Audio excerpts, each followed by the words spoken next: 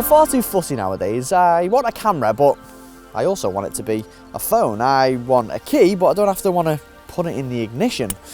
I want an SUV, but I want a coupe. And that brings me to the Mercedes GLC Coupe, a car that originally started just as an SUV, but due to the growing popularity of models like the Range Rover Evoque and the BMW X4, Mercedes thought, heck, why not just lop a bit of the back off, smooth things out a bit, add a sport suspension as standard, and call it a coupe.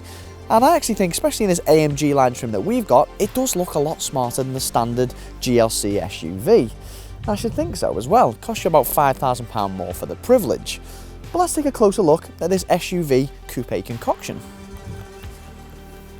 Now, it may be more daring on the outside, but the interior is more sensible Mercedes with a very familiar layout. You've got a neat layout of buttons here, you've got this ash wood trim, and you've also got this swooping centre console. And quality-wise, all the materials are pretty good.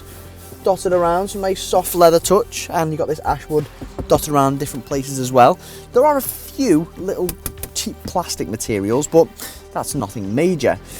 Now, just on the subject of slight niggles, this dual control system does take a while to get your head around, and you probably find yourself a bit like when you first start your driving test using a manual gearbox, that you'll be looking down a lot at it and not have your eyes on the road.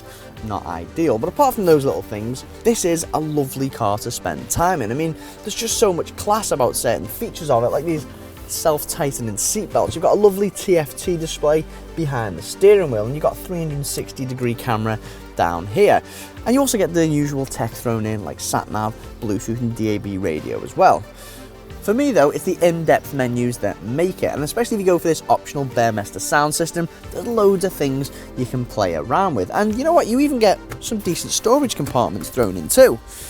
Now, with luxury cars, for a lot of people, it's all about those cool yet superfluous features. And how's this one for you? For a cost, of course, Mercedes will fit a removable sort of air freshener thing in the glove box, which emits its scent throughout the car. And we've even got some little interior smellies to play around with. There's nightlife mood, sports mood, downtown mood, and Pacific mood.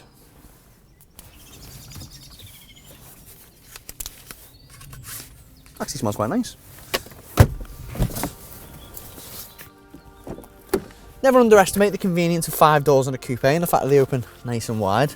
Now, although it is dramatically sloped on the outside, this roof, it's not actually that bad when it comes to headroom on the inside. I mean, most people should be happy. Same goes for legroom. There is a surprising amount of legroom too. And these seats actually fold nice and flat for added convenience for storage, and you can actually fold them electronically here or by using a button in the boot.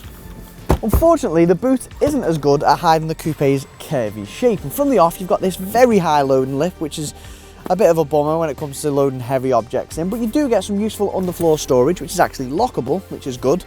And there's still 500 plus litres to play around with, and that puts us somewhere in between the BMW X4 and the Range Rover Evoque.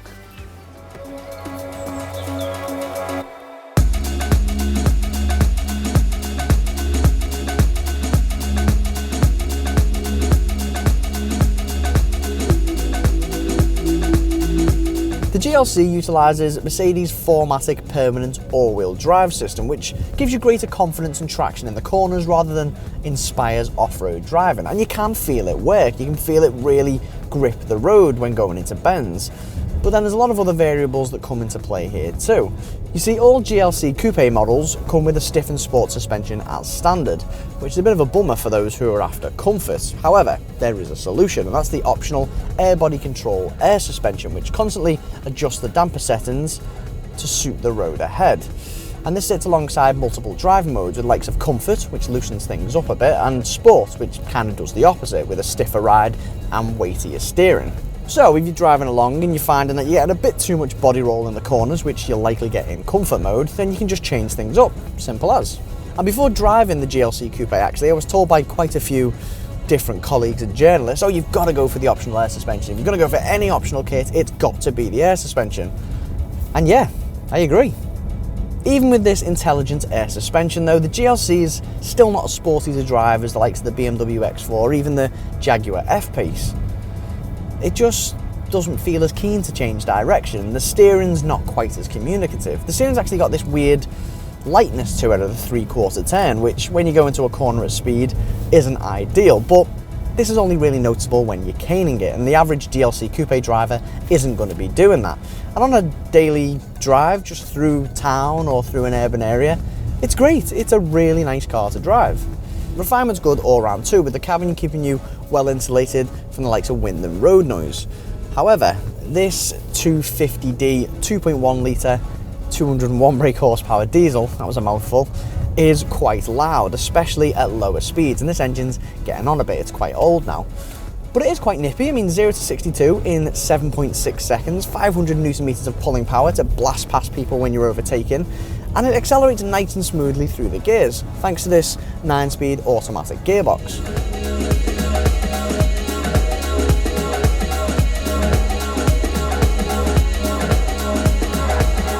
The 250D diesel is impressively efficient too, with an average of 50 miles per gallon not being totally out of the question, and CO2 is quoted at just 143 grams per kilometre as well. But that's not where the GLC is really going to bite you.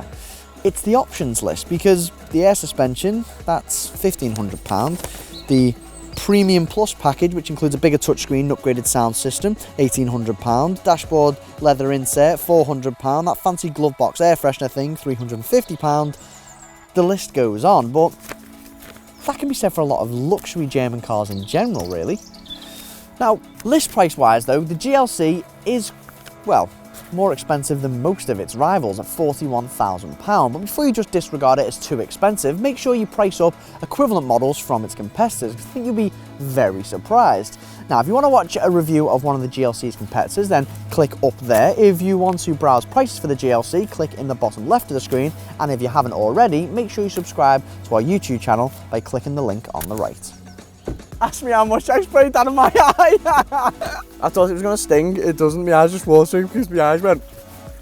Can we go for that again?